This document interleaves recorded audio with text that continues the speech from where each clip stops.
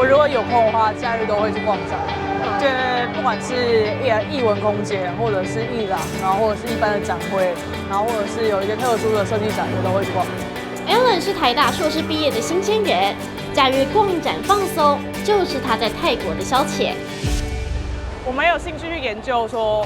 泰国设计产业他们是怎么样形成一个聚落，然后人跟人之间是怎么互动。那我觉得在漫画里面，就动漫或漫画也是很重要的一环。I'm from Taiwan. I'm the fans of you. So I have to write your report before. Really? Yes, like. Oh, that's lovely. Yeah, that's why. Okay. Because when you're 我觉得我介绍的比较不像是活动，而是我去介绍说，泰国的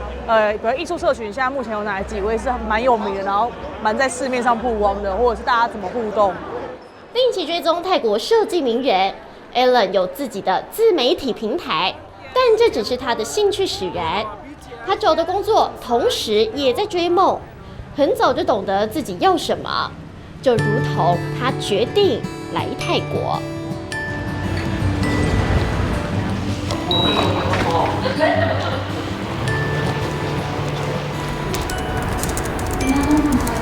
แล้วก็เขาก็บอกว่านอกจาก plant base แล้วก็มีเทรนเกี่ยวกับ medical foods หรือว่าเกี่ยวกับ functional food เยอะกว่า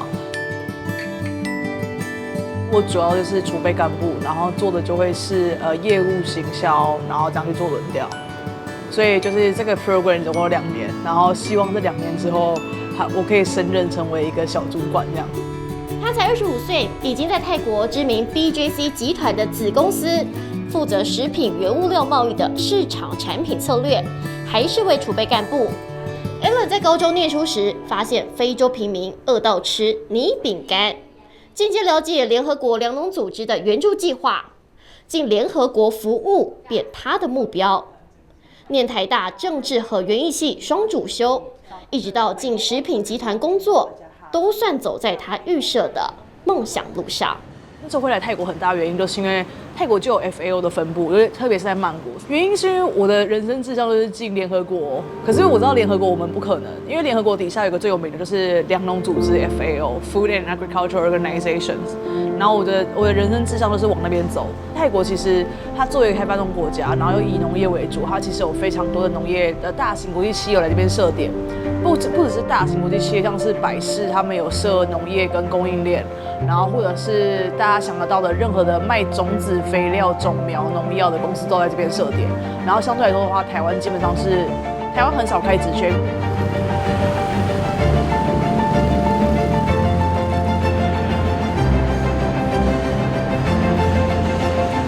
我觉得泰国最棒的一点是他们国际发展的机会，就是国际交流的机会非常多。因为我学弟妹他们暑假的实习，比如说像是去芬兰大使馆，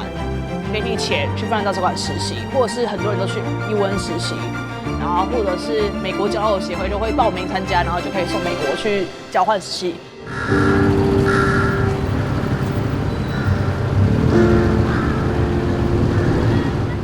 留学的选择不再只有欧美独占鳌头。根据教育部学海计划人数统计，2018到2022年到泰国研修或实习的学生近1300人，是最受欢迎的新南向国家。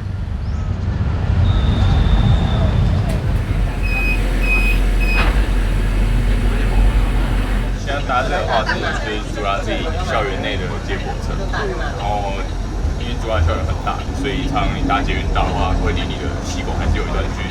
所以通常就要搭接驳车可以到离你自己系馆比较近的地方。像我们在这栋的话是这边的主要的商学院，然后底下的话这里有一个学餐，因为我学院就在隔壁，所以我之前有时候下课或者上课前就过来这边先吃个饭，然后再过去上课。我們有蘇打，有個 berry 版，有個茶條版。便宜的学餐是傅冠清到泰国留学的省钱撇步。我非常想要出国念书，然后就在想说要考虑去哪一个国家，然后念书会比较适合。那时候在找各个国家之后，再考量一些经济方面的话，就觉得说可能欧美的话就没那么适合，然后就想说那不然考虑看看东南亚好了。那我那时候就上网去搜寻，发现那世界排名其实也都还 OK 这样子，然后学费的话也比较可以接受，跟欧美国家相比起来会比较可以负担得起。然后就决定说，那我来申请泰国这边的研究所。成大毕业后，傅冠清申请上泰国朱拉隆功大学的商管研究所。相比欧美1年学成动辄破100万，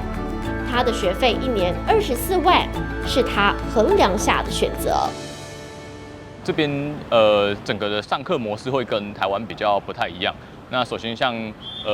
教学的话，其实这边我们是都没有拿到实体的课本。那我们在缴学费的时候，其实它都涵盖在里面的电子书的版权，所以它会主要会给就是电子的档案，让你可以来进行上课。那所以很多同学的话，其实因为是电子的关系，所以大家都会习惯用就是平板电脑，然后在平板电脑上面直接做笔记。科技学习在泰国很普遍，待久了他更发现这国家比想象中更有潜力。那时候并没有说设限一定毕业之后一定要留在这边工作。那在这边的话，其实我觉得，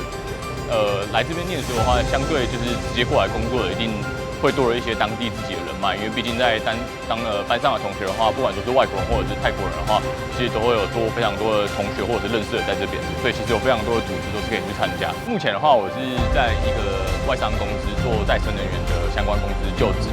他洞悉全球趋势，选择绿能产业，靠着引荐早一步卡位，当作打入亚洲国际市场的捷径。尤其泰国在这块正值起飞之际，需要大量人才。因为他们这边有非常多国际的公司在这边设厂，所以也都需要配合一些欧美国家的节能减碳的一些政策。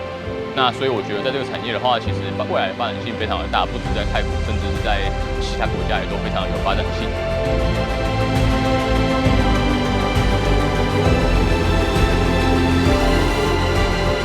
把立足点变高，他独辟蹊径，为职涯找更多出路。